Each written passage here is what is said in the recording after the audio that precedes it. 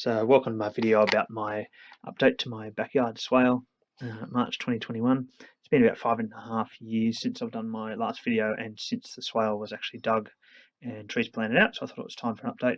Plus we've had a lot of rain recently. So we've had about 100 mils of rain in the last week and about 200 millimeters of rain in the last 3 weeks. So I thought it was a good time to actually see what it looks like in use. There is a bit of work to be done in terms of weeding and stuff, but hopefully you get the idea. That's a mulberry tree that we put in. This is the length of the swale right over there.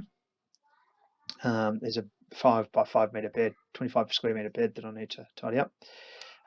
That mulberry tree is doing really well. They like wet feet, and there seems to be a bit of a underground water and along that contour, which is just good because the mulberry loves that.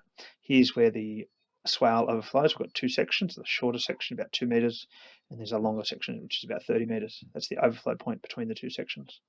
That's the contour line of the swale. As you can see, lots of rain there, lots of water sitting in it, a lot of work needed. I really haven't done much to it in the last 5.5 years, apart from a little bit of weeding, a little bit of replanting. So really, it needs a lot of work.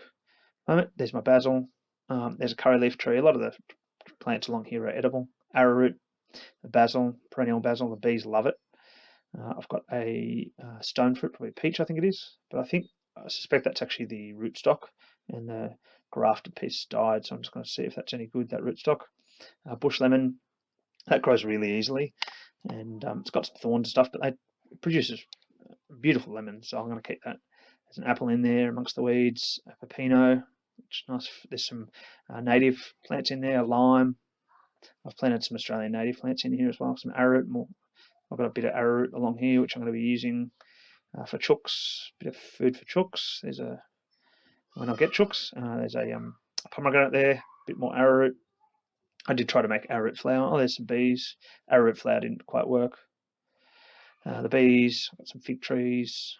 You can see the water sitting in the swale. Some lemongrass.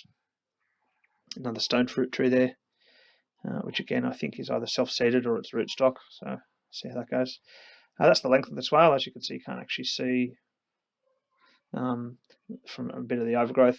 My intention is with this water, it's not usually like this. It's usually either dry or at most it might be a bit boggy.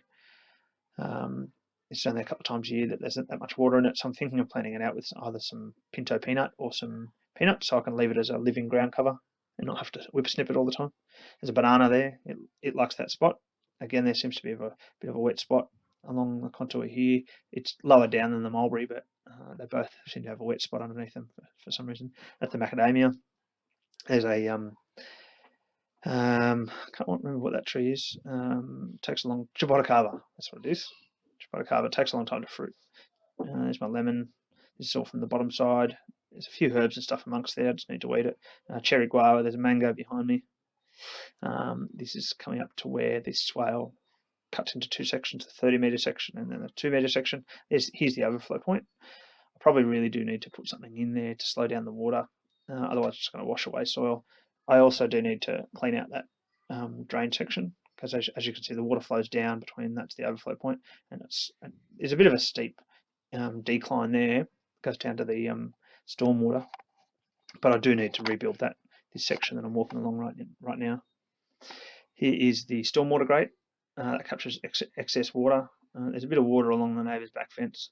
I've slowed a lot of that down by having the swale in, but I can't slow everything down when I've had 300 mils or 200 mils in the last 3 weeks.